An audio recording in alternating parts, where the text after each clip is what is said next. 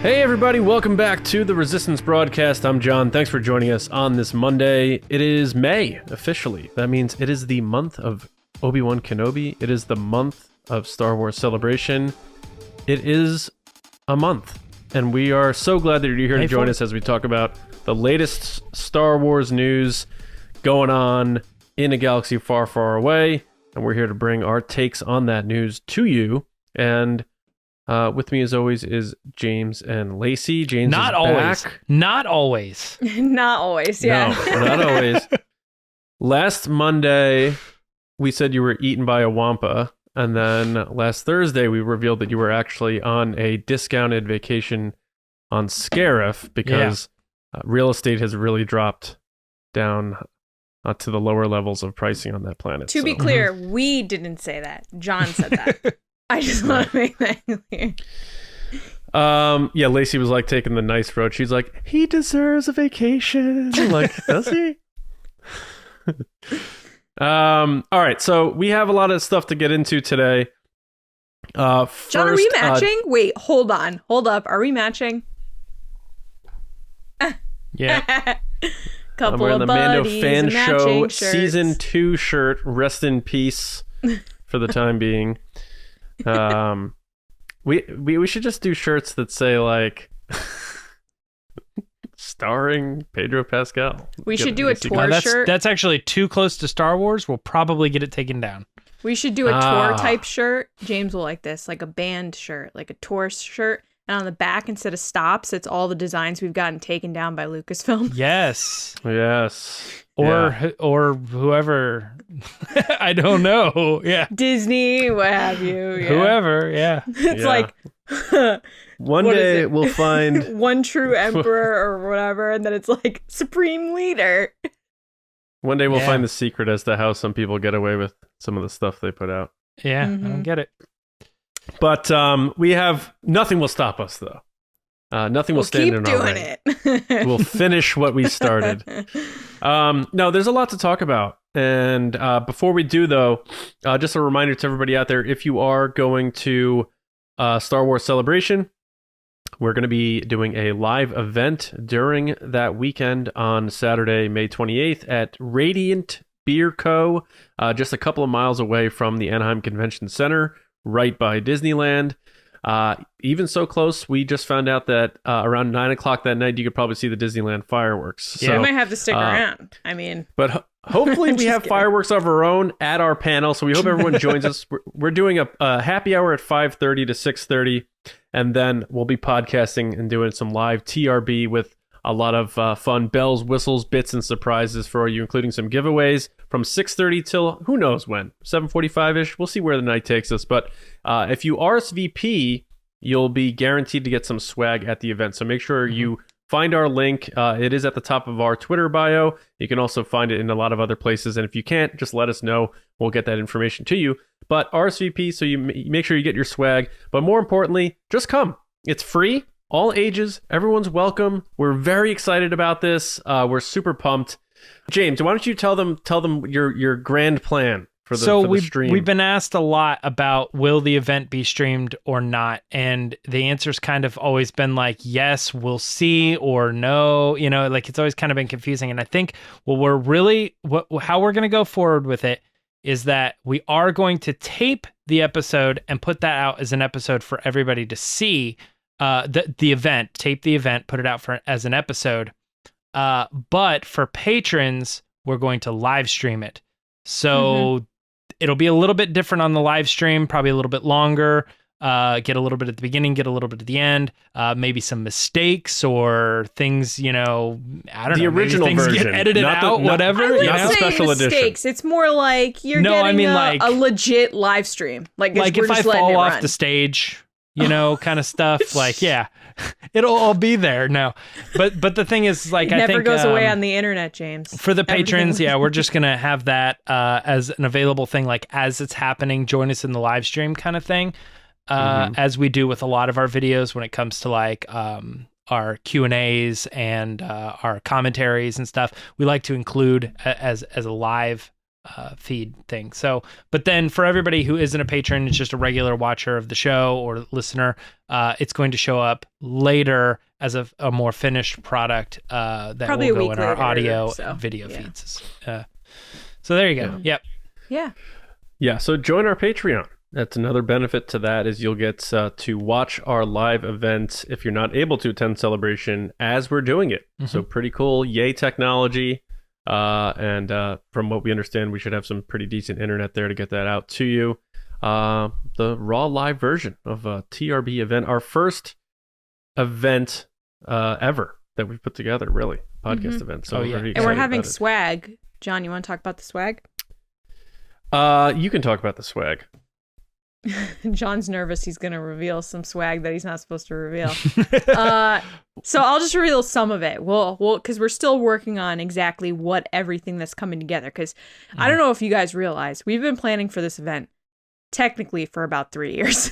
Since we were 6 years old. So we have all this stuff that we've been like, oh, we could do this, we could do that. And it's kind of like become this like big box of stuff, which is really cool. And we're going to have bigger prizes as well for people that are there, as well as we're going to have giveaways for people that aren't there. We already talked about that, so that's kind of cool.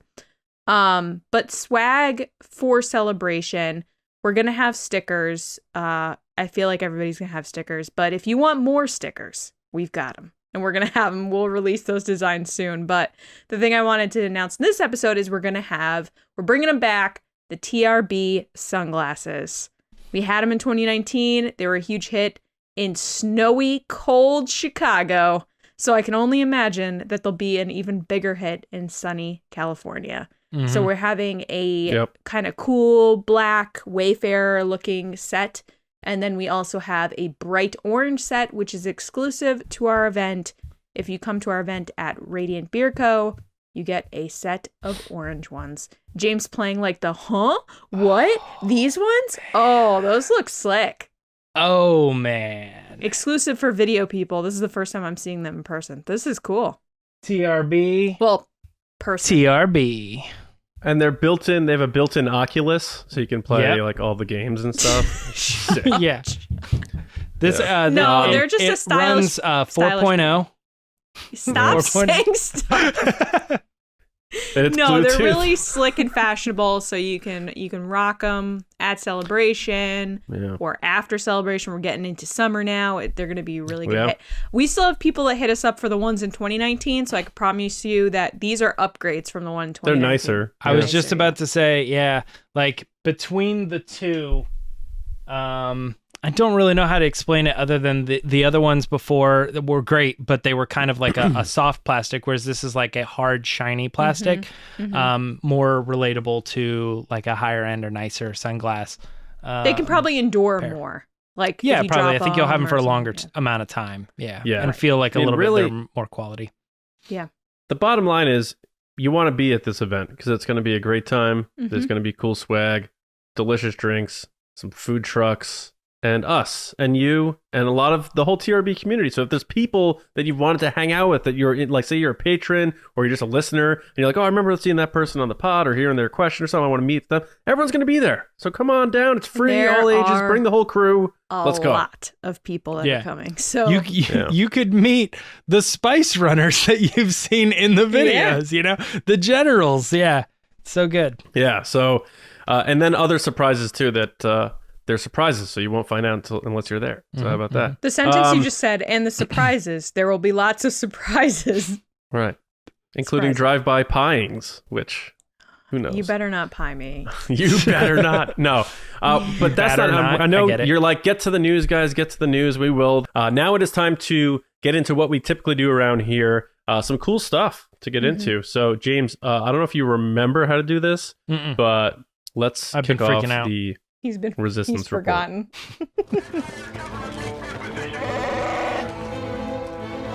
It's the resistance.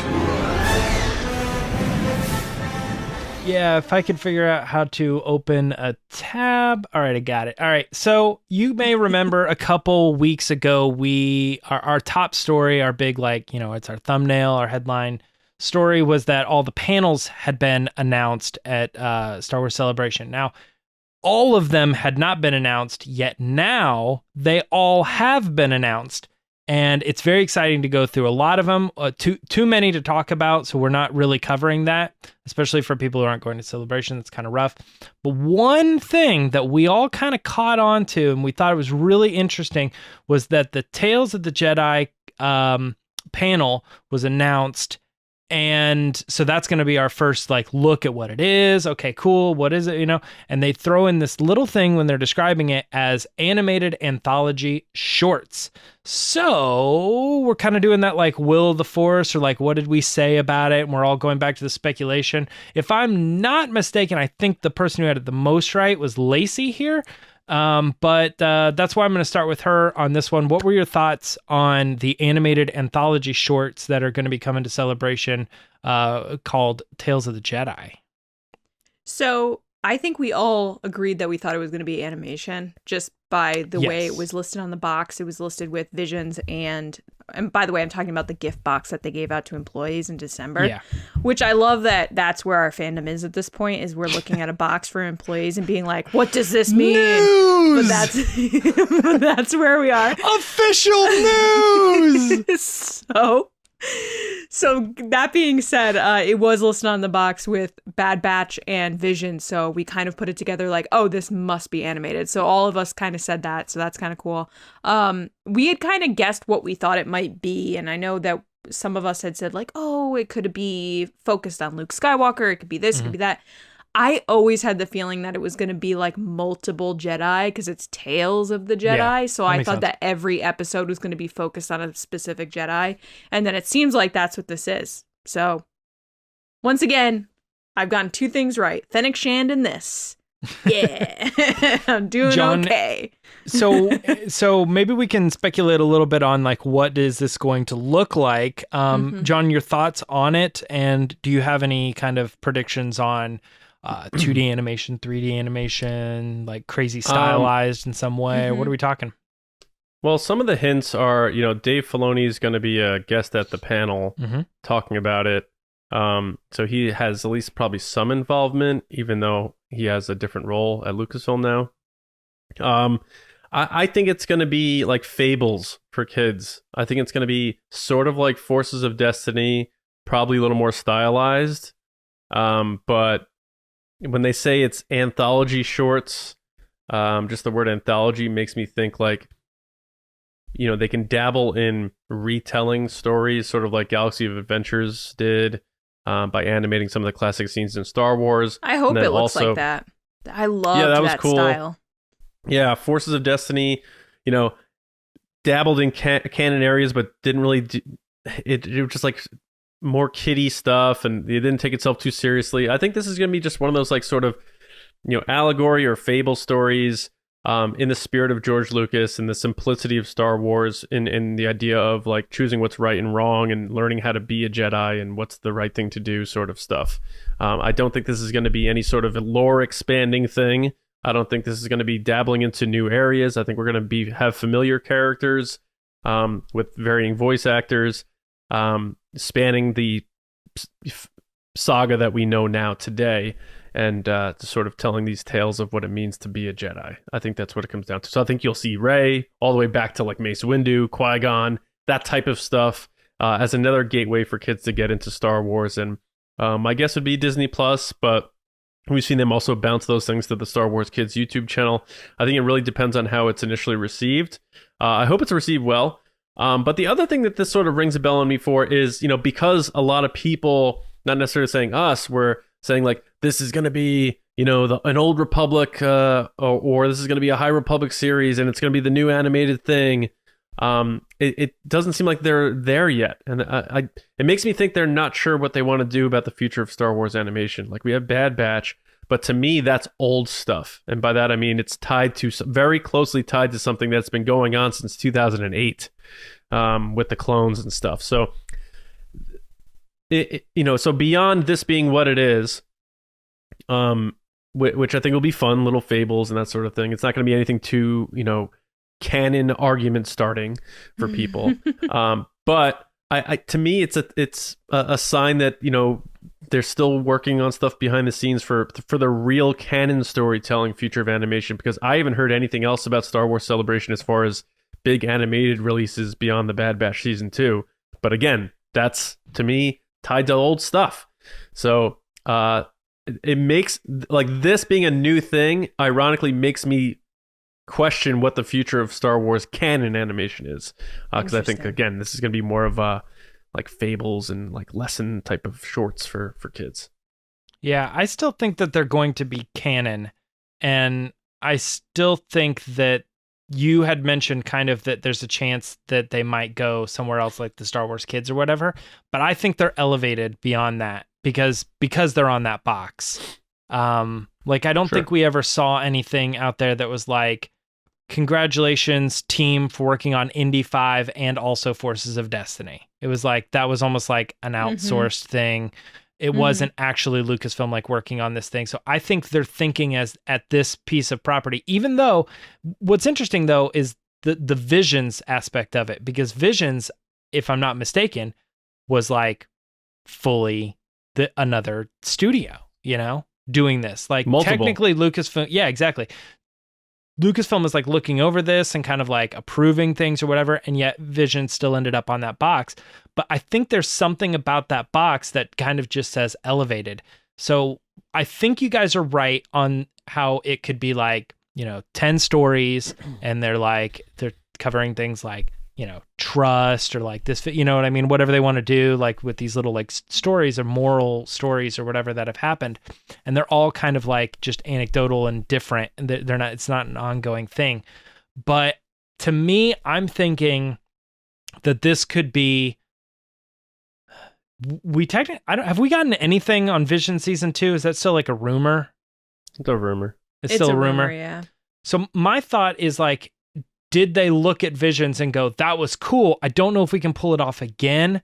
But like, let's try our own version of that. That looks really cool. Like too 10 close minute in time. What?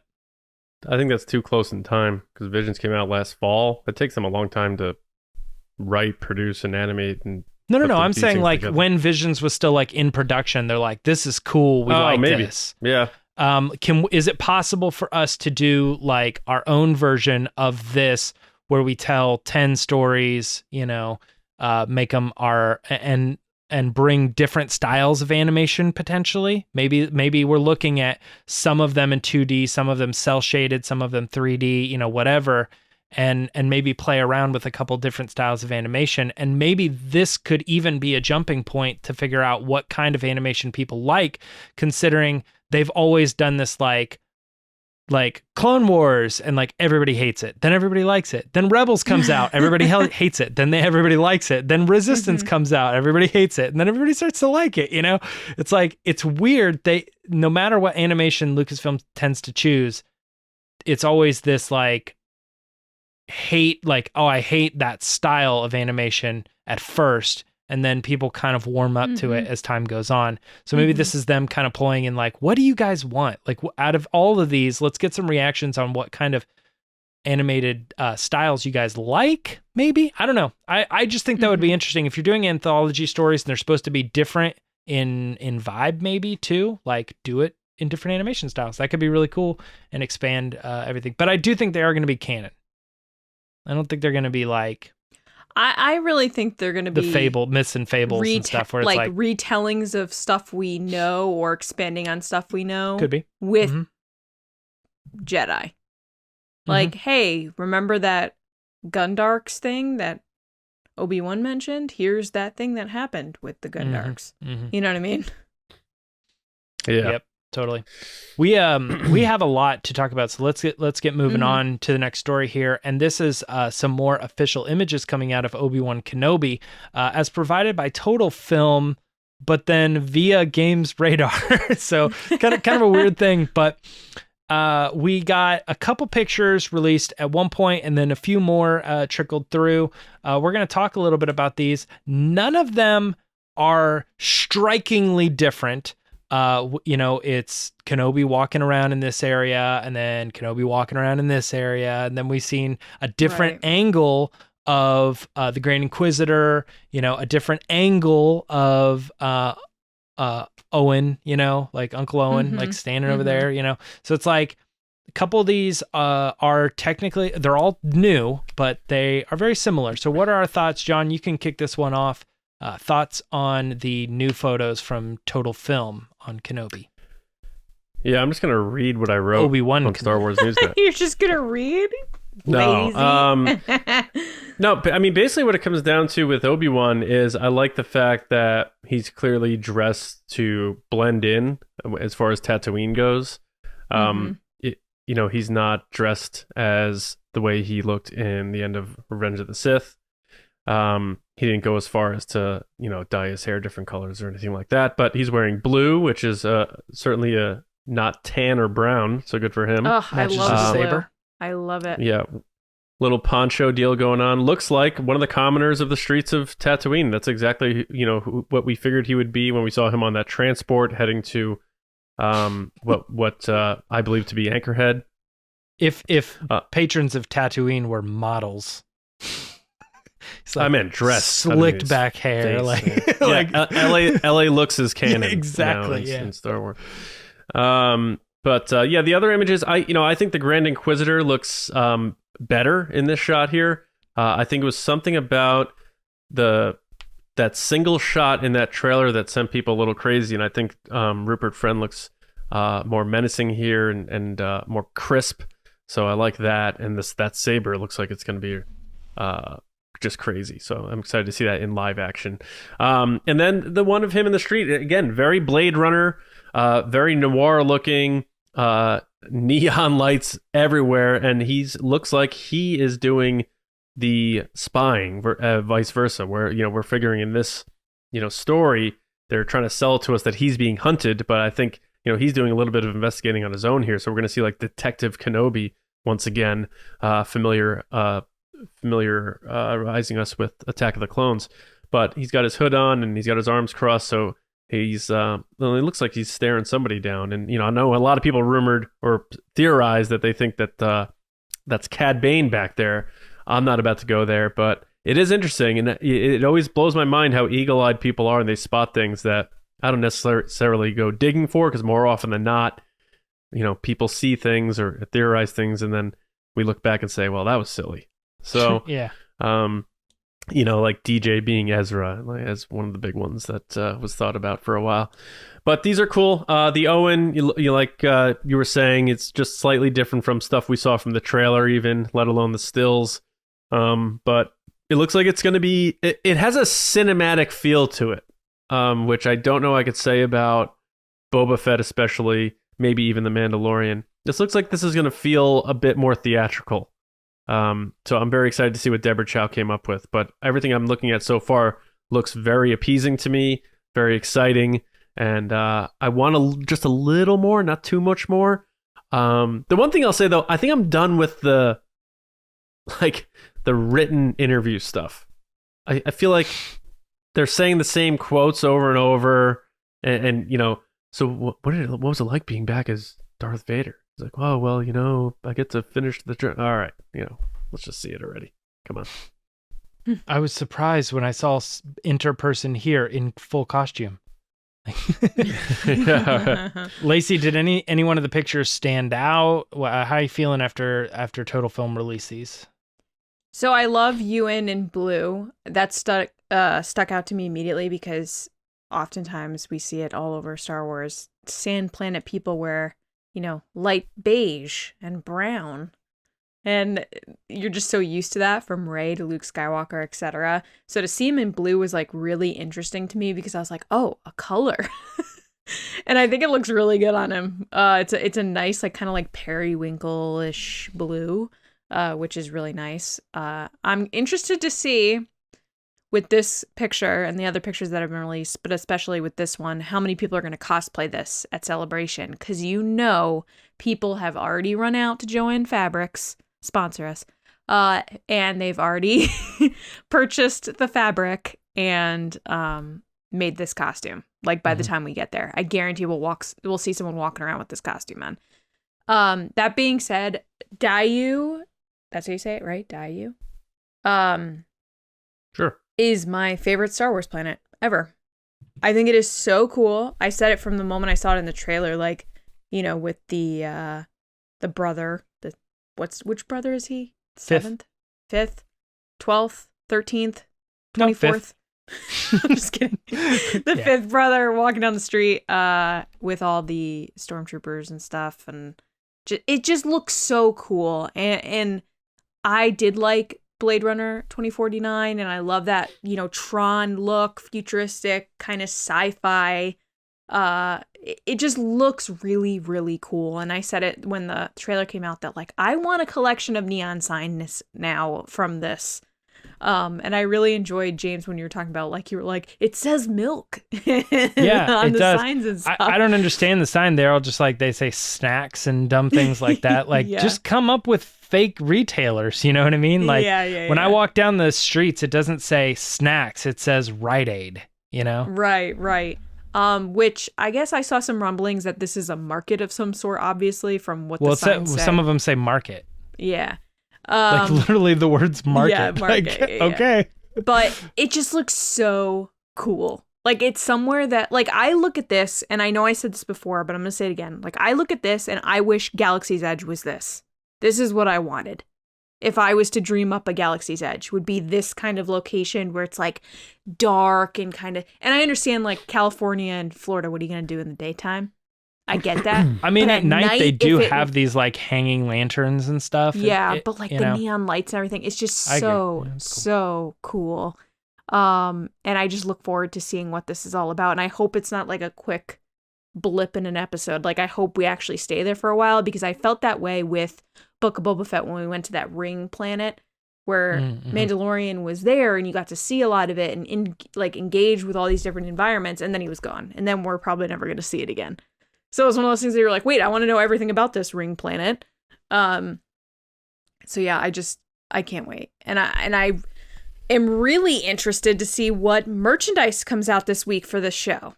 You know, Hasbro has a Fan First Wednesday coming up on May the 4th, so I'm very interested to see what they announce, because you know it has to be Obi-Wan stuff. It has to be.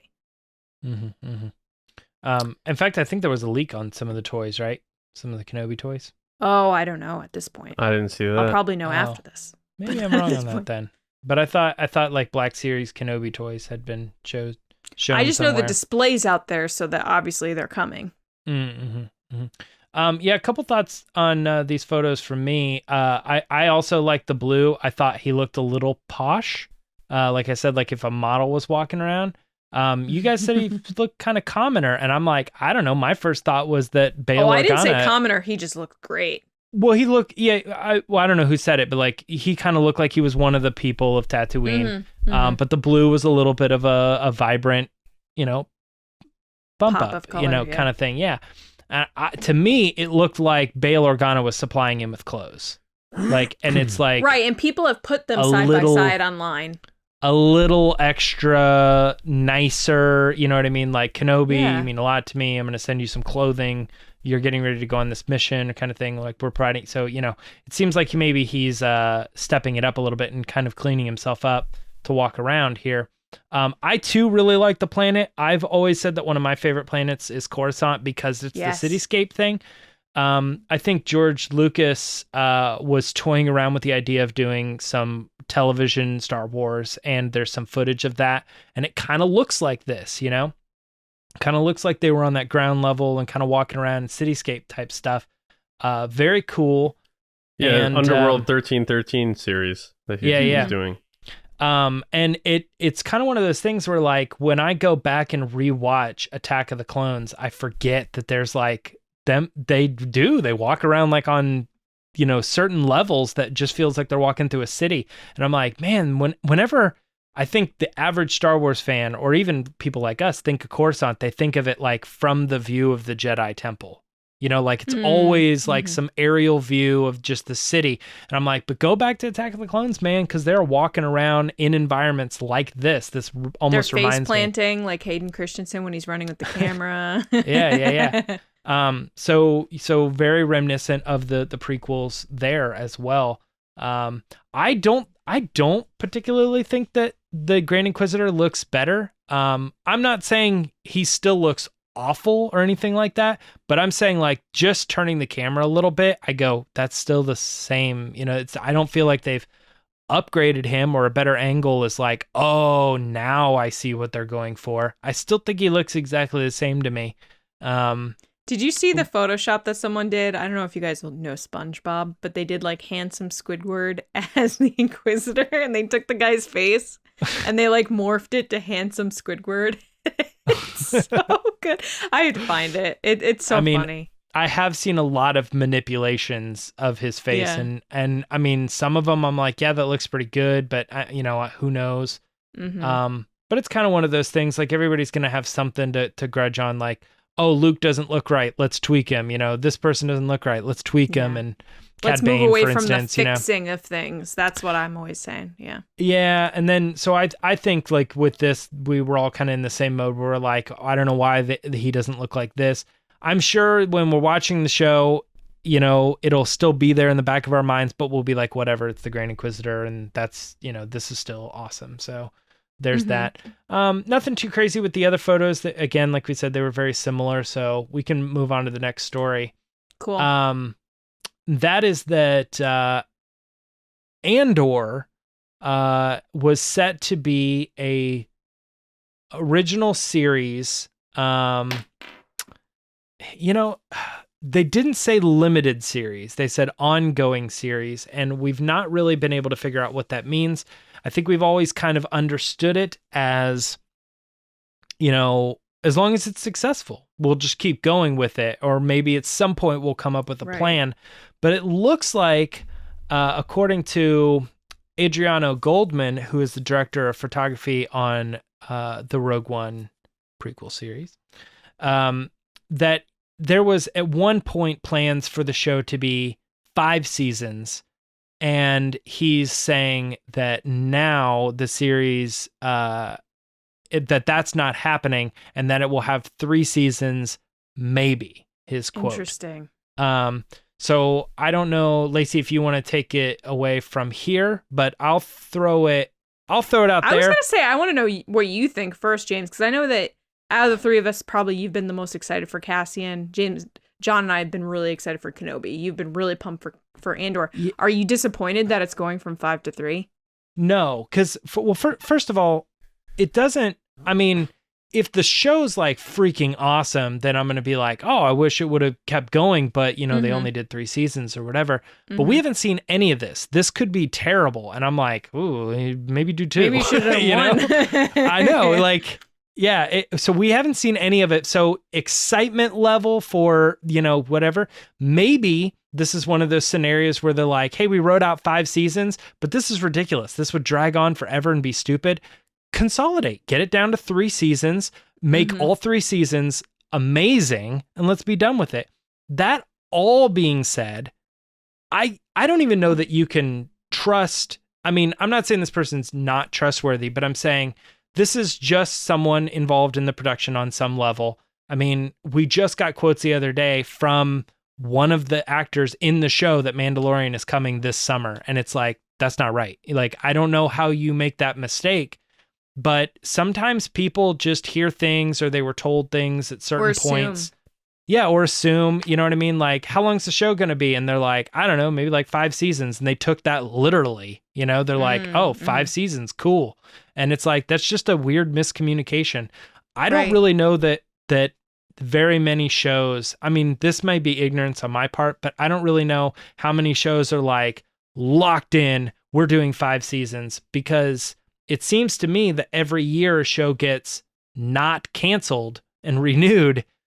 The actors and the production, the writers and everybody, they always seem to be like excited about the idea of that. So it seems to me that to say that this show is going 5 seasons when we haven't even heard that about Mandalorian or anything else, I think it's a little, you know, out there. Take it with a pinch of cinnamon. Exactly. So, you know, at the end of the day, 3 seasons, 5 seasons, Disney's going to do what they're going to do. And I'm sure whatever they come up with is going to be great, but it doesn't lower my excitement level because it got like, we were going to do 5 and then it's not shaping up to what it's supposed to be. So we're only doing 3 now. 3 seasons is still crazy. You know, that's a lot of money, a lot of time. That's a long show. We haven't even gotten 3 seasons of Mandalorian, so whatever, you know. Right. Absolutely. Lacey, then I'll carry it off with you. What are your thoughts then? Well, I agree with completely what you just said. Like, it's 3 seasons of Star Wars. So how can you be upset that you're getting 3 rather than 5? Now, of course, I'll always take more Star Wars than less Star Wars, but like you said, we haven't even gotten 3 seasons of Mandalorian yet. That's a long time, unless they're shooting this all at once, which they could be. They could be shooting it all at once and breaking it up instead of like breaking out the productions. I don't know, that's crazy, but it is interesting that we keep hearing these things, like they're rewriting scripts, not just this, but all the Star Wars shows. And I know it happens a lot in productions, and movies. I get that. And movies. It's just very interesting that it's consistently like, okay, we're going back to the drawing board with this one. We're going with this. We're going with that.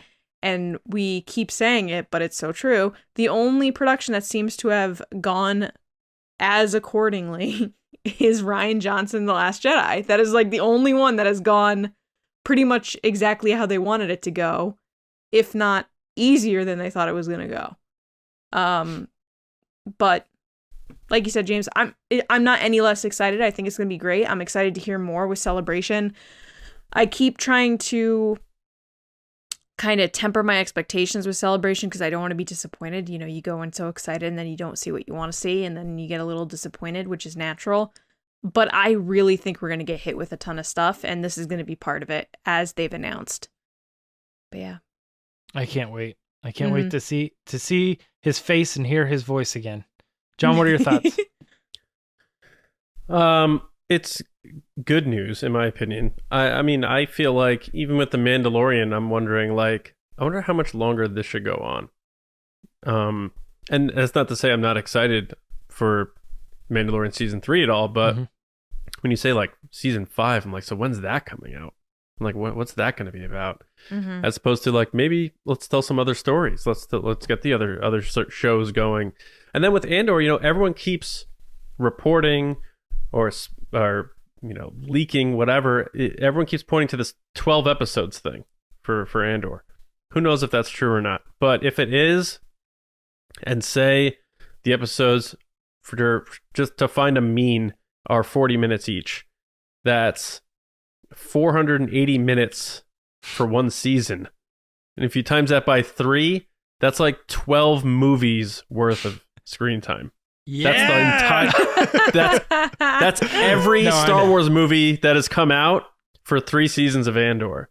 So it makes me think like James is like, my time has come. If they went to 5 seasons on this thing, they would like you'd hear the word filler episode a lot because and it's a very taboo word, but with a lot of this long form storytelling that they do now, instead of doing movies and doing series instead, they do take something that you can tell in a movie in 8 minutes and make that an episode of a show. So they can really stretch it out. And I think that's a good thing, especially if they're going to involve a lot of characters in this. Like maybe there's an entire episode or 2 that Cassian's not even in it. And they help, you know, build up another villain or something that's another rebel or something that's going on. That's cool. I think that's cool. But maybe they were like looking at it and the story outline, and also the fact that they have an end game. They're like, we have to go right up to like this mark here, as opposed to like, you know, like Cheers or Breaking Bad or any show that doesn't have like anything after it. And you can be like, well, we can just figure it out as we go here. With Cassian, they're like, we got to make sure we're telling this story and getting to that end point the way we need to get it, so that we don't do like 2 seasons or 3 seasons and say like, oh, we got to rush this last one. And then you have Game of Thrones season 8 and everyone gets all mad and all that stuff happens. So to me, it's good news. I still think this is going to be a very hearty, like a Thanksgiving meal type of show. Whereas like Mando's more of like the serialized sort of thing. Like spaghetti Western stuff, which still obviously has a lot of deep storytelling, but I think Mando's just going to be like heavy. I think there's going to be a lot going on. I think it's going to be just a pretty in-depth type of show. And just by the look of it and the spectacle of it, they're doing a lot more, you know, practical set filming and that sort of thing for Andor. So I think it's going to be a pretty big show. But I, you know, for whatever reason, when I heard 5-3, it made me happy because I think they're going to do less is more and do more with the time they have for the story, which is still, like I said, if it is 12 episodes and 40 minutes each, 12 movies worth of this series. So they're going to have a lot of palette to work with, and I think they're going to make the right choices on it. And you haven't really heard any drama about the Andor series. You know, like Lacey said, Yeah. about the movies, you know, they've had their issues and stuff. Like Andor has flown under the radars. Like it seems to have gone so smooth that people don't talk about it. Sometimes people like forget about Andor. But I think that's gonna change in a few weeks. I think Andor is gonna like steal the show a bit for some reason. I just have a feeling Andor's gonna steal the show in some aspects of Star Wars Celebration. Yeah, one thing I wanted to quick touch on just because it's fun to think about, but Lacey, you pointed out more Star Wars the better kind of thing. It's always the like, oh yeah, do we want 5 seasons of Andor, or do we want 3 seasons of Andor and 2 seasons of, you know, Crimson Dawn or something, you know, something else? Oh no, I would totally prefer the second option, but I'm saying if I only have one option, then I'll take all 5. Yeah. So it's like, and then that also goes in the opposite direction too, when like people, you know, want that Crimson Dawn show or something like that, and other people are saying, you know, are you saying you don't want more Andor, like more of the Star Wars better? It's like I'm just saying, you know, sometimes it's good to split it up because there's only so much. Yeah, there's only so many people that are working on things, so we could keep going down this path, or we can kind of just try different paths and stuff. But right. We have another story here. And this one is slightly spoilery, you know, spoiler alert-ish. And this has to do with Obi-Wan Kenobi. Sorry. Kenobi. Yeah. Obi-Wan Kenobi. You'll understand in a second. I was reading Look Out Grogu and Obi-Wan Kenobi, right? And I just kind of mixed Kenobi or whatever. Chef Kenobi. I'm thinking like Chef Boyardee. Exactly. Chef Kenobi. Or it kind of sounds like pierogi. Yogi Bear. Yeah, there you go. So the headline here, so this is a little bit of spoiler for Obi-Wan Kenobi, but it's not too crazy. The headline here was Look Out Grogu, Obi-Wan Kenobi to introduce the next adorable Star Wars character. This was a Star Wars Newsnet exclusive. And the thing that we are kind of revealing about this character is that it's very similar to the movie characters from the old Amblin, Batteries Not Included. If you've seen that, it's a little robot that is very cute. Has its own personality from its sounds and the way it has devices to kind of, you know, mimic body movement, like its eyes moving and things. But a bigger point here is that this character kind of floats around and is like a droid that is kind of like a hovering drone sort of character. But the concept here, the reason we target Grogu and we kind of tease that is that it's going to be very cute and is probably, John, correct me if I'm wrong on here, associated with Leia's character as sort of a dot matrix, you know, from Spaceballs, sort of like that secondary droid that kind of watches over. It's a I didn't think sidekick about for that. everything, yeah. Yeah. But that is what we have here. John, I'll let you talk a little bit more about what the report is, but that is the basic headline. What do we got, John? What am I missing? So basically, you know, everyone knows young Luke is in the series, and we saw him in the trailer, and a lot of people assuming that we're going to see young Leia too. Obviously, Obi-Wan stayed connected with Bail Organa. All that makes sense. We had obviously reported on the fact that Leia is in this series. And you can go back to Star Wars Newsnet to read up on how she's going to be involved. I won't get into that again here. But what I will get into is that, yes, like Leia's going to have sort of this floating, flying sidekick droid with her as protection. Sort of like her royal protection. Because, and the idea behind it, which is our assumption, me and Val, when we were talking about it, was that they don't want to give Leia like weapons because she's going to be like a little kid. So they want to have this thing sort of serve as her protection, so she's not walking around blasting people and stuff like that as a little kid. So, but this is definitely an homage to Batteries Not Included, which Kathleen Kennedy produced for Amblin about 35 years ago. I don't know that it was the most popular movie, but I remember seeing it when I was a little kid. It's definitely one of those sort of like E.T. type of whimsical sci-fi Spielberg 1980s movies. So if you haven't checked it out, maybe screams Amblin, honestly. Mm-hmm. Yeah. Oh, it's every box you can check for Amblin. Yeah, 100%. But the idea behind it, like you said, James, it does have, certain antennas and shutters in certain spots to make it to be able to emote and do certain things to add to the cuteness. But also its shape is going to be similar to one of the main robots from Batteries Not Included, sort of like a saucer looking shape. It's going to have obviously, rounded eyeballs, and it's going to be, I believe, white and red, but its purpose is essentially to serve as protection for Leia. And I don't necessarily know how good of a job it's going to do, but I do think it's going to be cute. And I imagine Hasbro's already working away at some stuff for it to maybe come out in December. And maybe even like those drone things that they make that aren't too expensive, like they did the Baby Yoda one.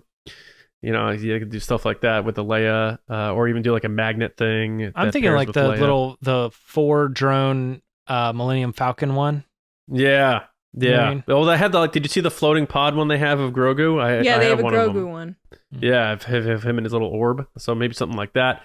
But yeah, that's the story. In my opinion, not too spoilery, unless people are really just hiding on the fact that we're going to see a young Leia in this series. But I think that's one of those that even people who aren't reading stories like this are assuming that she will be in it. But that's what we're looking at here. Trailer, so just leave it at that. So I'm excited to see what this turns out to be, and a lot of that makes sense. So we're getting close. So whether it's going to be the first couple episodes or not, the show is not far away for us to find out what this is all about. Any thoughts on these kind of drone protective droids? Well, it's just one. As far as I understand, it's just like it's its own character. It's like, that's my buddy. Like, it's not like she has like a bunch of them. Yeah, don't mistake me when I say that. I'm thinking also too that like it's a type of droid. BB-8 and then we got BB units. Yeah. So it's like these are kind of like a new droid that we're getting that they're probably going to, looking at you, Hasbro, like repaint over to, you know what I mean? Like have a ton of them. Yeah, or have it at the droid depot where you can build them. Yeah. Galaxy's that Edge. could be an addition to Galaxy's Edge, and it's like a new type of selling product.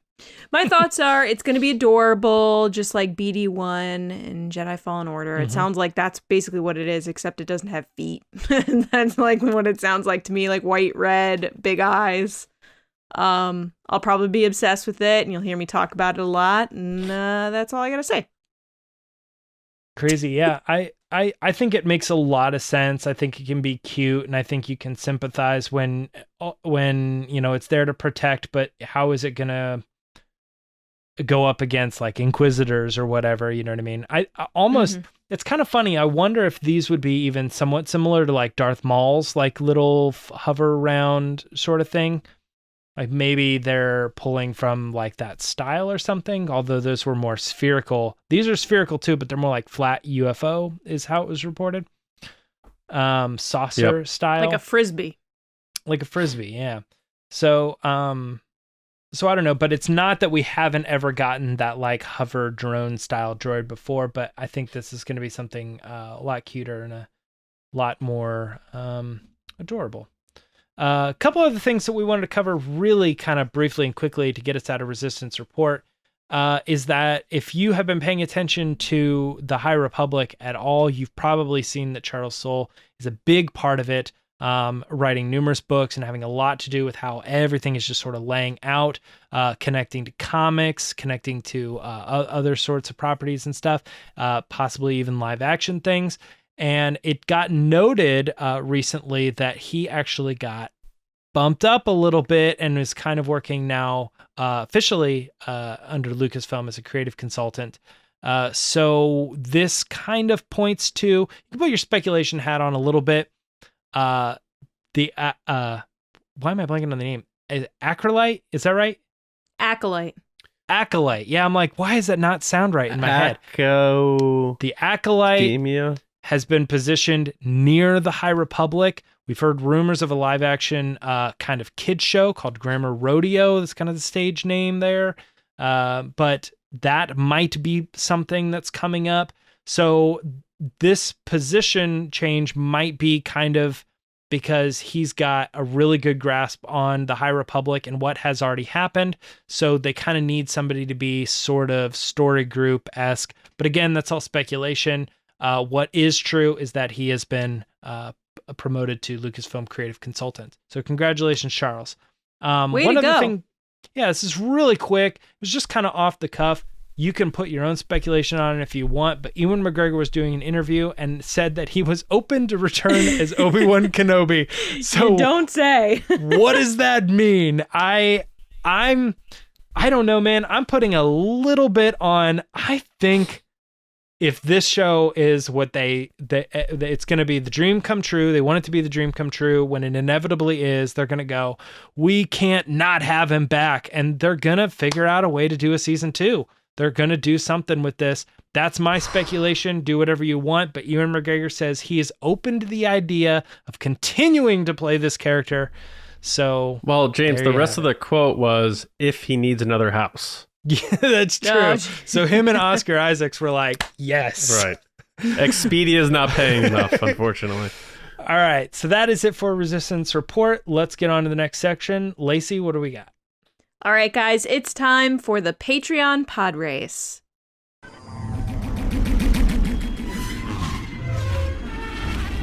So as you guys know, there are lots of ways you can support us. Twitter at RBATSWNN, on Instagram at The Resistance Broadcast, on all the audio platforms, including Spotify and Apple Podcasts. Please leave us a review if you get a chance. It means a lot to us and lets us know how we're doing, and then brings us up in algorithms and technical stuff, so that's great. But if you want more than that, and you really want to support what we're doing here on the show, you can head over to patreon.com/resistance broadcast. We talked about it a bit at the top, but at $2 a month, you get access to the page and you say, hey, I'm supporting what you're doing. I believe in you guys and talking about Star Wars, and we truly, truly appreciate it. This is a part of the show where we let our generals and spice runners be a part of the show. We ask them a question and then they give us an answer. So I first want to thank those people. So thank you to our generals: Carmelo, Jeremy Myers, John Reese, Jetta Rosewater, Paul Olson, Frank Grande, Darth Hurricane, John Twirlton, Nick Kratz, Christian Morales, Brian Smith, Matt Chitty, Danny, Mike Ramori, Matt Heath, Double C Chris White, Brendan McLaughlin, and Val Trichkoff. Thank you guys so much. Thank you. And to our Spice Runners: David Probus, Neil Shaw, Kendall Gelnar, Ryan Wara, Dave Hornak, Micah Harrison, Thomas Hennessy, and Andrew Staley. Thank you guys so much. All right, so for this week, we have Spice Runner Indy Dave Hornak. We call him Indy Dave. And his question was, if someone wanted to watch the funniest Star Wars movie, or at least the one with the best humor, which would you recommend they watch and why? So Dave, take it away. Hey, Base, Spice Runner Indy Dave checking in. I thought this might be a little tough at first, but when I got to thinking about it, Breeze, who has the most humorous one-liners, the greatest expressions, and some of the funniest humor in all of Star Wars. Harrison Ford, Han Solo, slam dunk. And he had 4 movies plus some to really get his full acting chops and humor into Star Wars. So I'm going to go ahead and stick original trilogy, obviously, and throw a dart right in the middle when Empire Strikes Back, greatest movie ever. So Base, you have homework, watch it again. This time really follow the humor in the movie, not the action, not the serious tones, the great music, of course. But just start right at the beginning on Hoth with Han and Leia bantering. The yes, your highnessness, to the she expressed her true feelings for me, to the I don't know where you get your delusions, laser brain, the whole half-witted, scruffy-looking nerf herder thing, all of that is amazing when they're trying to get out on the Falcon and she says, would it help if I got out and pushed? And of course his expression, it might. All of that. The asteroid field is just as good as Hoth. Yeah, all of that. Of course, C-3PO is always a gimme, so he's going to be funny, but he's great in it, of course. And now that we've seen Solo, when C-3PO says, I didn't know, sir, I don't know where your ship learned to communicate. Now that we know it's L337, it makes it even funnier for us. But yeah, I would stick with Empire Strikes Back. Let's take it towards the end. One of the greatest romantic comical lines ever. I love you. I know. Empire Strikes Back. Who knew? Watch it again, folks. Indy Dave, Spice Runner, out. Dave, thank you so much. Awesome job. Love all the Grogus. John, what'd you think? Empire. I love it. Have those things ever left your desk, honestly? No, why would they? I'm just saying you have all these things that like celebration stuff, your slippers, your cup, all these things. Well, but look at all your toys behind you. Have those ever left that? No, I don't think so. No, but I'm just saying. Where do you want them to go, I guess is the question. Never mind. Go ahead. No, they have not. They're not glued or anything. They're just I just figured you would have taken the mug and used it. That's what I'm saying. I don't use that one because the Exogorth creeps me out. So it's decorative for sure. Also, you don't want to break that part of the mug. That's the best part. For the people watching, this is the celebration mug. It's so good. The Exogorth. What a shot. Look at that. And it has like the Falcon down there too. Oh, that's cool. I almost just dropped it. All right, back to you, Dave. Here's the deal. I wasn't sure you were gonna. I wasn't sure what you were gonna go with because I think you liked the whole saga and all that. But Empire is a surprising pick because I agree that it is underrated in terms of how funny it is, just because of the tension between Han and Leia and what that brings forth, and of course Yoda and R2 and a lot of that. It's a very, very funny movie and a clever humor. And you know how big of a fan of Larry Kasdan I am, and that's his bread and butter. So I think that's an amazing pick. The fact that you said it's the greatest movie of all time is also correct. So great pick there. I thought you were going to go with The New Hope, now that I think about it. But Empire is a great pick. And also, like, again, like you said, this is a good idea, a good practice. Like, watch Empire looking for the humor. To put a different lens on, so to speak, and just watch it looking for the humor. And you'll find a lot of subtleties and a lot of direct humor and stuff like that. It is a very funny movie. So I thought you did a great job. Bummed we're not going to see you at Celebration, but we'll get together one day, as they say. But until then, we'll see you in the chats. And since you're a patron, you'll be able to watch our event on Patreon. So that's really cool too. But more importantly than not, Yoda margaritas. Yes, right. The Yoda margaritas. More importantly than not, though, Dave, thanks for being such a good dude, such a great Star Wars fan, and just thanks a lot, man. Appreciate it. Good answer. It's hard to compete with that, as far as like, especially since you said it's like the best movie of all time. It's arguably, I think most people would go to it's the best Star Wars movie just in general. It's probably the most common answer. I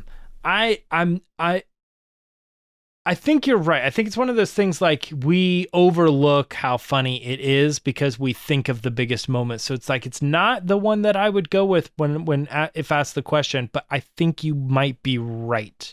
That it is, in fact, if you start paying attention to like who's scruffy looking and all these little things that we kind of almost take for granted at this point because we've been hearing those jokes for 40 years or more.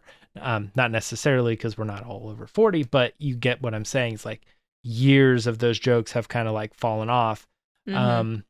So it's kind of one of those things, but yeah, you're right. It's pretty chocked full of humor. So it is a solid answer. So, thanks for being a patron. And yeah, like John said, like it would be nice to see you, but it is what it is. But thanks for doing the pod race. Dave, awesome job. Like I said, love all the Grogus. Can't wait to see what drinks you're drinking when you're watching our live stream. I know you're going to be super creative. And you're just the best. I don't think I could add to this better than James and John have just said. I think you gave a great answer. And I think it's one of those movies that like James said, you just miss the funny moments at times because all that rings true are those emotional, especially for me, that emotional, like anxiety-ridden moments that you're like, oh God, it's the sad one of the trilogy, and you forget like all the funny moments. But yeah, thank you so much. Thanks for being a part of the community. We love you. You're the best. Back to you, John. All right, so we're going to do a little Ask the Resistance. For the sake of time, we're going to do one question here. I've been wondering, what are midichlorians? And this question comes from Loco 4-Pack. That Loco 4-Pack. I think a big Packers fan. I believe their avatar is a Green Bay Packers helmet. So how are you feeling about getting rid of your wide receiver, Adams? No good. All right, here's the deal. Loco 4-Pack asked if there would be only one more backstory in live action told in Star Wars, which character would you want it to be? James looks like he's looking to the heavens for an answer, so I'll go to Lacey on this one. So I know you said one. I'm stuck between two. Oh. So my first initial reaction was Babu Frick. I'd want to know more about that character and their adventures. I'm serious. Why are you laughing? I'm serious. Out of every character? Yeah. But I want to see where that guy went to trade school. I would love to see that. In I'm a live stuck action between Droopy McCool. first of all, Babu Frick is 80 years old. So Great. That's a long life with a lot of experiences with the different spice runners, and I just feel like that character's seen a lot. But my real answer is Maz Kanata. She's been around for a really long time, has a really cool bar, gets involved in a lot of stuff. You could see a lot of your favorite characters and get a lot of backstory from other people through the one character, Maz Kanata. But thank you both for laughing at my first answer. You both like, God. You have chosen poorly. No. Apparently. What about my second answer, though? Did I make up for it? I said I was thinking this, cool. but then this, and neither of you replied on the second one. I think I'm gonna we take a could bet and say that John isn't gonna say this, but like it's almost on the like Yoda thing where it's like I don't know what is that character's origin, you know, the backstory of like someone who's 900, 1,000 years old. It's like, well, for Maz Kanata, it'd be what is her origin? That's right. Are you saying because she's orange? That's right. Yeah. Oh my God. And you laughed at my Babu Frick answer. That wasn't even a joke. Why am I on this? John, podcast? did you have one? Yeah, you want me to go? I can go. Mine's easy. You know what mine is. I think it might be the same, unfortunately. So I'll go first so I can take it.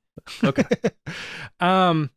No, I was kind of eyeballing Kylo Ren, and then I'm like, I kind of already know that. And I was kind of eyeballing Poe, and I was like, I kind of already know that. But the one that, even though we kind of sort of already know this too, it hasn't been told in canon, Palpatine. Yep. You guys are so predictable. You laughed at mine. Because you're talking about if you only get one more, you better make it solid. And so I'm like, all right, do I want to see Qui-Gon's? Do I want to see Obi-Wan's? Like, like some of these are already kind of... John is still laughing. He's still laughing at my... I'm just picturing a panel at Celebration, and they're like, our next Disney Plus series, and they put up a logo, it just says Frick. We're fricked. You're like, it's called A Babu. Yeah, right. And everyone's just James, everyone goes silent, and I'm the one person that's like, all right, from the back of the room.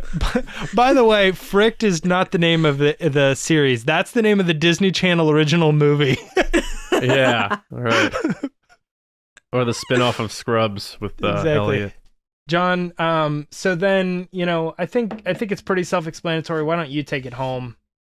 Yeah, Palpatine's the pick. Some people seem like they're tired of Palpatine, but I think they're more tired of Palpatine going forward, not back.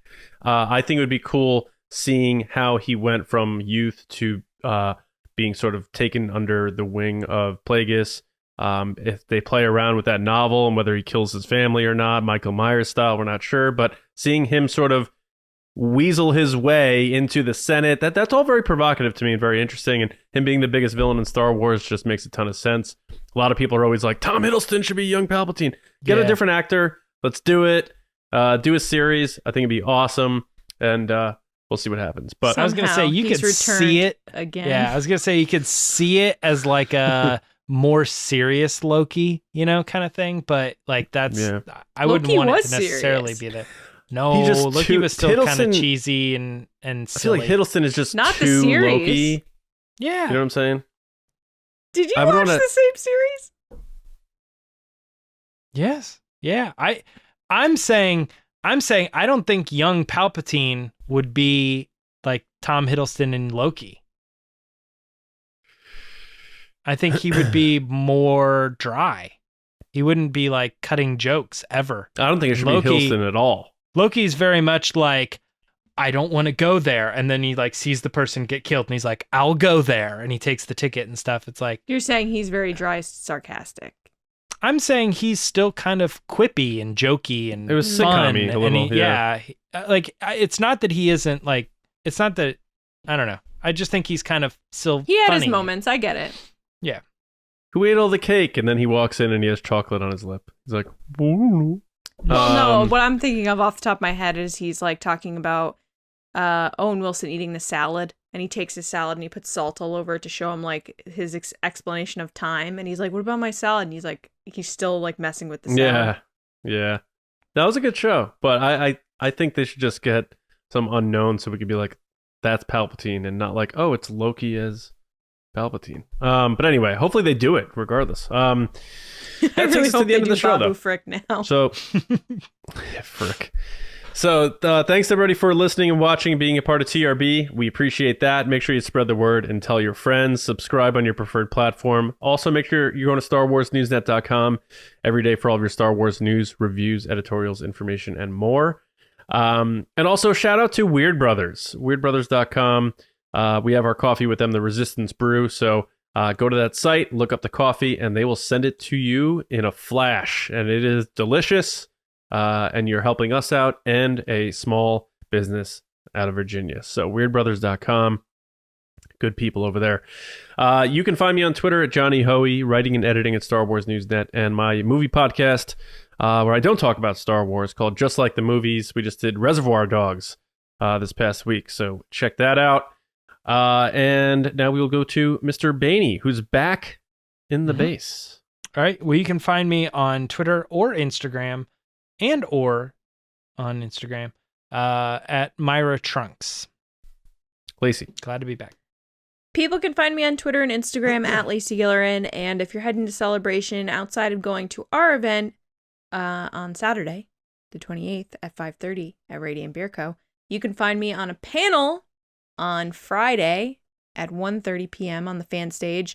And it is how Rey defined a new Star Wars generation. So I'll be there talking about Rey, who's one of my favorite characters. So come Very support me. Very cool. When's I'm the getting Babu chili Frick dogs about panel? that time. I should have made a Babu Frick panel, honestly. Really missed opportunity there. Yeah. Speaking of which, I'm so sad Mark Hamill's not coming to Celebration. He's a working man. I'm happy for him, but I'm disappointed. But I'm like super happy for you. But like, I'm talking to Mark like he's watching the show. Like, I really wish you were there. I'm gonna miss you. Yeah. Maybe next time.